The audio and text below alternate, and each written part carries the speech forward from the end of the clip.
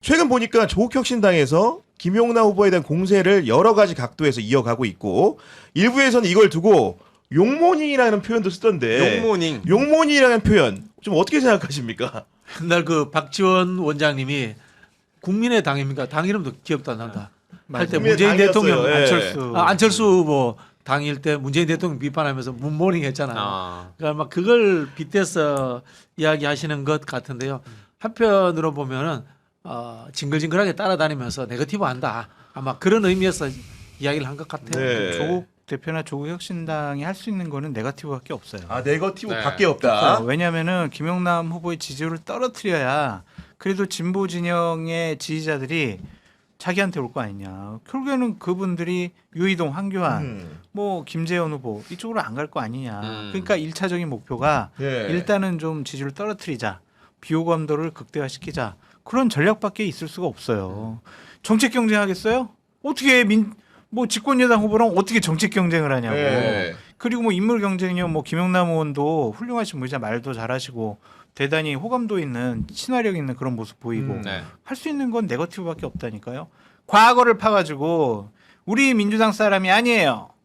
민주당 지지층분들 착각하지 마세요. 어울리지 않아요. 이런 예. 이미지를 계속 주는 그런 선거 전략밖에 없어요. 끝까지 계속될 거예요. 아니 처음에는 조국혁신당의 당직자들이나 의원들이 했다고 한다면은 네. 최근에는 조국 후보 스스로도 이제 해요. 하는 경향성이 나타나고 있는 건데 오늘 같은 경우에는 김용남 후보를 검찰 개혁에 반대했던 제2의 조응천에 빗대가지고 말을 했는데 조응천이라는 사람을 상기시킴으로써 김용남을 비판하는 그런 각도를 잡은 건데 이 부분에 대한 평가는 좀 어떻게 하십니까?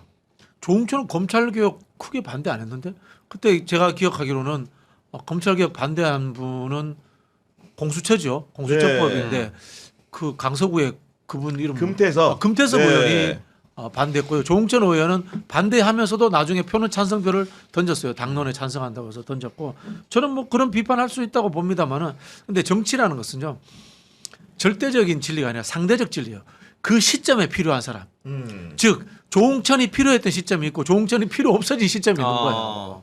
조홍천이 필요했던 시점은 뭡니까? 박근혜 정부의 국정농단을 터뜨려야 되고 그것과 싸우기 위해서는 조홍천처럼 내부자로서 제보를 해준 사람이 필요했던 거예요. 네. 데리고 와서 싸우는 거예요. 근데 이게 한편으로 보면은 좀 더 광범위한 검찰 개혁이라든가 민주진보 진영의 개혁을 위해서 조홍천 후보가 다른 생각을 한다. 그럼 또 본인이 나가는 거예요.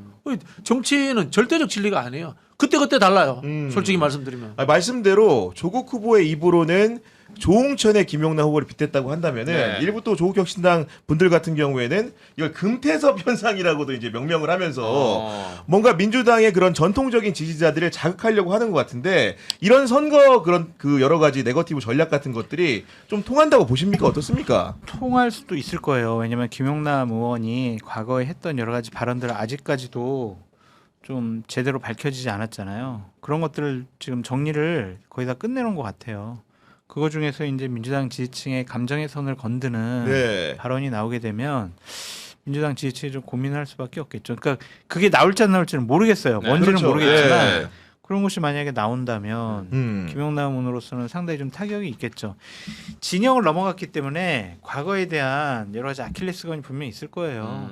그런 것들을 얼마나 효과적으로 조국 대표나 조국 혁신당 공격하느냐. 네. 그 선거의 중요한 결과를 바꿀 수도 있다. 변수가 될 수 있다. 그 한 칸 더 나가가지고 네. 지금 계속 검찰 개혁 부분을 두드리면서 보안 수사권에 대한 김용남의 입장이 뭔지 확인을 해야 된다 이런 얘기를 조국 후보 측에서 하고 네, 있는 건데 네, 네. 이게 평택이라는 지역구 선거에서도 유효한 전략이라고 보십니까? 그러니까 당신은 우리 전통적인 민주당 지지층들이 원하는 거를 할 수가 있어? 당신은 결국에는 보수 사람 아니야? 그럼 보안 수사권 문제도 우리 지지층이 원하는 그 답 당신 못 내놓을 거야. 곤란하지? 얘기해봐. 막 이렇게 약 올리는 거잖아요. 이거 관련해서 김용남 의원이 본인의 소신과 아니면은 본인이 꼭 얘기해야 되는 그 가치와 아니면은 선거 전략상 해야 될 말 이거 사이에서 곤란할 수도 있고 아니면 보안 수사권 이번 다 뺏어야 되는데 그렇게 생각할 수도 있으니까 이거는 뭐 그렇게 큰 문제가 안 되지 않을까? 네. 아니 바보가 아닌 이상 보안 수사권 문제는 검찰이 줘야 됩니다. 이렇게 얘기하겠냐고. 본인이 또 검찰 출신이다 보니까. 네. 네. 아니 근데 그 보안 수사권에 대해서 아직 그 법무부라든가 그 청와대 입장이라는 게 명료하게 드러나는 건 사실 그렇죠. 없잖아요. 네. 선거 이후에 사후적으로 논의가 필요한 부분인데 이런 부분들을 지지층의 정서와 연결시켜가지고 김용남 후보는 원천적으로 순수한 검찰개혁주의자가 아니다. 이렇게 비판하는 부분들을 민주당 지지자들이 어떻게 받아들일지. 조국 대표가 정말 그 참 아킬레스건을 잡았네요, 그죠? 민주당이 아킬레스건을 잡았네요. 근데 이걸 잘못 만지다 하면 민주당이 또 분열합니다. 저는 개인적으로 그런 생각을 가지고 있습니다. 보안 수사권 문제, 저는 개인적으로 폐지론자입니다만은 네. 이게 정당의 명운을 걸고 국가의 명운을 걸고 당의 분열상을 노출시켜가면서까지 싸워야 될 주제인지는 저는 모르겠어요. 아하. 저는 그렇게 생각하지 않습니다. 이거는 법리 논쟁과 조문 작업으로서 꼼꼼하게 다뤄야 될 문제지 정치적 무대 위에 올려가지고 유튜브들 끼고 싸워가지고 당을 그 폐악질 상황으로 끌고 가서는 안 된다고 생각하거든요. 즉 이 문제는 당 지도부가 풀어야 됩니다. 저는 민주당 지도부가 평택에 출동해가지고 김용남 의원을 당선시켜서 이게 민주당의 분열 이슈로 올라오지 않도록 막아버려야 됩니다. 저도 거기에 덧붙여가지고 두 분께 궁금한 게 하나 있는데 외롭다는 얘기를 굉장히 많이 하시잖아요. 민주당 지지하는 분들이라든지 김용남 후보를 좋아하시는 분들이 김용남이 너무 외로워 보인다라는 얘기를 하는 게 조국 혁신당 13대 1로 싸우는 느낌. 그게 실제로인 게 지금 어떤 얘기를 하냐면은 조국 혁신당 평택에 조국을 뽑으면은 13명의 전담 의원제를 만들겠다 뭐 이런 얘기를 하잖아요. 네. 사실 일석십삼조. 아니 비례대표를 뽑은 국민들의 표가 이렇게 국회의원을 쓰라고 평택을 위해서 쓰라고 했나라는 저는 개인적인 생각이 들긴 하는데 만약 이것도 안 통하면은 김용남을 상대로 13명이 해도 안 되네라는 저는 오히려 역풍을 맞지 않을까 그럴 수가 생각이 있겠죠. 들긴 하거든요. 어쨌든 그 지역에 조직이 없잖아요. 그러니까 의원들을 읍면동별로 다 투입을 해가지고 다 그걸 담당해가지고 조직도 만들고 선거운동 해라 이런 거잖아요. 그것도 평택에 있는 시민들에게는 야 그래도 뭐 조혁신당 당대표 출마하니까 의원들 다 내려와서 하고 아하. 야 이거 뭔가 우리가 또 원하는 거 해줄 수 있겠네 이런 인상을 주고 싶어하는 걸 거 아니에요. 근데 그것도 효과적이지 않은 게 결국에는 그 싸움은 집권여당이 이길 수밖에 없고 오늘 이현주 의원 인터뷰해봤더니 이제 16일날 개소식 때 개소식에 대규모로 그냥 내려가가지고 진짜 지도부 한번 보여주는 내려가서 거예요? 화력을 한번 이쪽에서는 막 이제 장사정포 쏘는데 네. 이쪽 현무5 그냥 완전히 그냥 그 투하해버리겠다. 정도로 많은 분들이 메머드급으로 아주 몰려간다. 다 가서 이제 김용남 후보에게 힘 실어주는 모습을 보일 네. 것이다. 그리고 다 정리됐다 하시더라고요. 거기에 좀 여러 가지 좀 뭐 지지층끼리 분열되고 이런 것들 네. 지역에. 본인이 다 정리했다고. 그래가지고 다 이제 괜찮을 거라고. 아니 근데 실제로 이제 민주당에서 이탈자가 발생을 하긴 했거든요. 예를 들면은 서현옥정 경기 평택시장 예비후보 같은 경우에도 탈당을 하고 조국혁신당 입당을 했고 오세호 전 민주당 평택을 국회의원 재선거 예비후보도 탈당을 했고 유승영 전 시의원도 탈당해서 조국혁신당으로 갔는데 일부가 옮겨가면서 새를 보태주는 느낌은 좀 있거든요. 그렇죠. 사람은 빠져나가면은 그럼요. 든자리 난자리 표시가 납니다. 다만 이제 이분들이 공천을 못 받아서 가신 건지 아니면은 이른바 조국 대표 쪽에서 주장하는 김용남 의원의 이력에 대한 불만 때문에 가신 건지 네. 이거에 대해서는 저는 판단을 못 하겠습니다. 이 모든 것을 해결할 수 있는 것은 민주당 지도부입니다. 민주당 저는 지도부다. 뭐 장성철 소장님이 아까 이현주 최고 이야기하셨는데 이현주 네. 최고의 문제가 아니라 당 대표가 해결해야 됩니다. 이현주 최고가 전면에 나선다면은 오히려 더 저는 네. 당내 갈등이 생길 가능성이 있고 당 진영을 대표가 넘어가서? 직접 가셔가지고 김용남이 민주당 후보입니다. 김용남을 찍어야지 이재명 정부가 성공할 수 있습니다. 당원 여러분 모두 김용남에게 힘을 모아주십시오. 이렇게 메시지 내야 됩니다. 명료하게 메시지를 통해서 네네네. 보여줘야 된다. 네네네. 이런 말씀을 좀 하신 건데, 근데 제가 개인적으로 약간 의아한 부분은 이렇게 이제 민주당의 예비 후보들이 옮겨갔잖아요. 네. 그럼 통상적으로는 야 조국혁신당 명패를 달고 후보자 등록도 하고 선거에 나올 거라고 생각을 하는데 조국 후보의 인터뷰 내용을 보면은. 그건 또 아니라는 거예요. 민주당 후보 중에서 광역기초의원 분들이 계시기 때문에 그런 분들로 몰아들여야 된다. 넘어왔지만 그 사람들은 출마는 안 한다는 식으로 말하는데 네. 약간 그건 이상하게 느껴집니다. 그 이른바 나를 중심으로 한 자연스러운 연대가 이루어져야 된다. 이거죠.